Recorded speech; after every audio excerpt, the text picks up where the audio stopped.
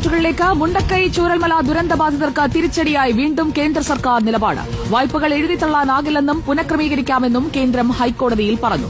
Moratorium കാലയളവിലും പലിശ ഈടാക്കുമെന്ന് കേന്ദ്രം വ്യക്തമാക്കി. പുനഃക്രമീകരണത്തിൽ കോടതി കടുത്ത അതൃപ്തി രേഖപ്പെടുത്തി.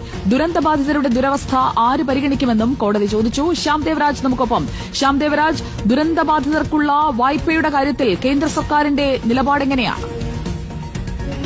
മുണ്ടക്കൈ ചുരൽമല ദുരന്തബാധിതരുടെ വായ്പ എഴുതി തള്ളില്ല എന്നാണ് കേന്ദ്ര സർക്കാർ ഇന്ന് ഹൈക്കോടതിയിൽ വ്യക്തമാക്കിയത്. ദുരന്തബാധിതരുടെ ബാങ്ക് വായ്പ പുനഃക്രമീകരിക്കുമെന്നും കേന്ദ്ര സർക്കാർ ഹൈക്കോടതിയെ അറിയിച്ചു. ബാങ്ക് പുനഃക്രമീകരണത്തിൽ ഹൈക്കോടതി കടുത്ത അതൃപ്തിയാണ് കേന്ദ്ര സർക്കാരിനെ അറിയിക്കുകയും ചെയ്തത്.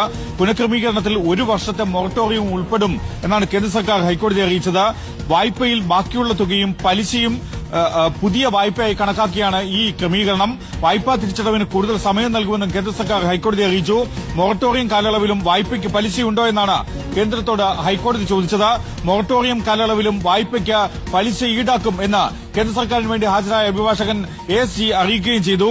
അങ്ങനെയെങ്കിൽ വായ്പയെടുത്ത ദുരന്തബാധിതർക്ക് എന്തു ഗുണം എന്നാണ് ഹൈക്കോടതി ഡിവിഷൻ ബെഞ്ച് കേന്ദ്ര സർക്കാരിനോട് ചോദിച്ചത്.